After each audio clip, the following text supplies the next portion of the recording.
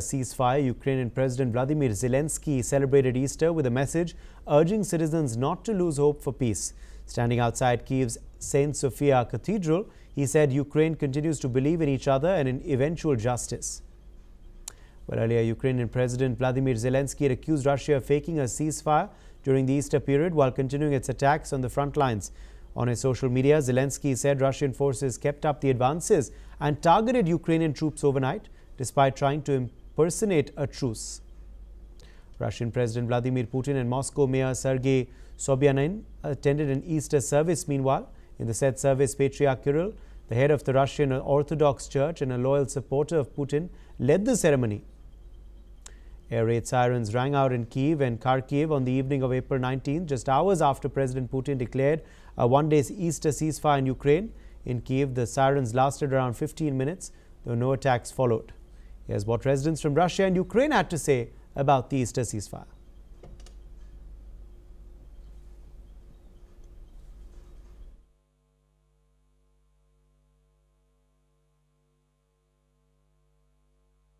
Я считаю, что это неэффективно. Потому что я не верю. Украине не верю. Не будет никакого перемирия. Будут обстрелы и так далее. Не нужно давать передышку. Если давить, значит давить. Війна, мабуть, не припиниться. Можуть припинитися якісь бойові дії на деякий час. Але війна, мені здається, що війна не закінчиться так швидко.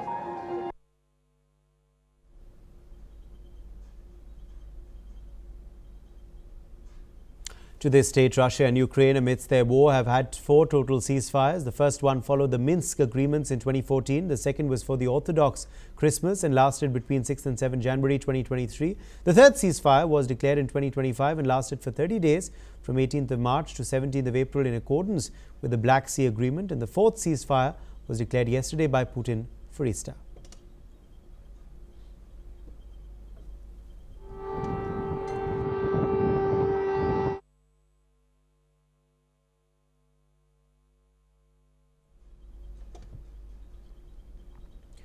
Jim Rice, Professor of International Law, is joining us live from Vigan in the Philippines.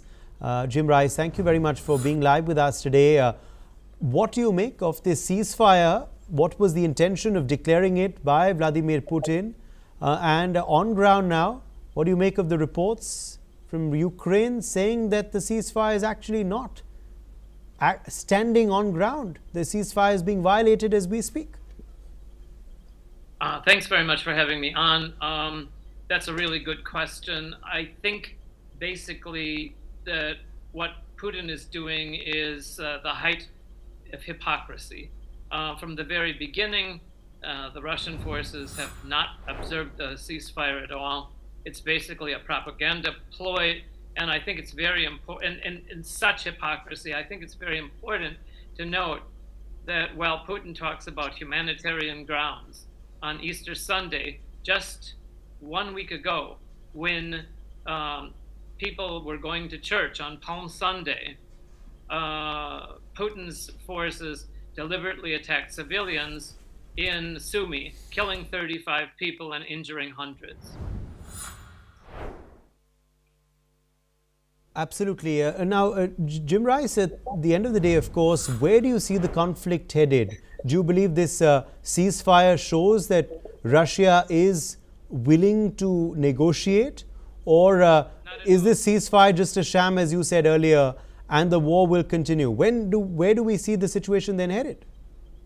From the very beginning, when Trump tried to initiate these talks, apart from Trump putting his finger on the scale and putting pressure on Ukraine and cutting off their military and financial aid and cutting off their intelligence and satellite information, apart from all of those things, Ukraine has acted in good faith. Ukraine has put forward concrete proposals to act on a ceasefire. What Putin has done, in contrast, has basically demanded the complete surrender of Ukraine. These demands are ridiculous. They will not happen. Ukraine can and will continue to fight. All right, absolutely. And, as far as, of course, now Professor Rice, once again, coming back to the United States' role in all of this is concerned, what role are they playing now in the negotiations? Do you believe things have hit a stalemate? Well, that's a really good question. I think just a day ago or so, both Trump and Rubio have come out and made statements, vague statements, suggesting that unless someone, they haven't referred to whom,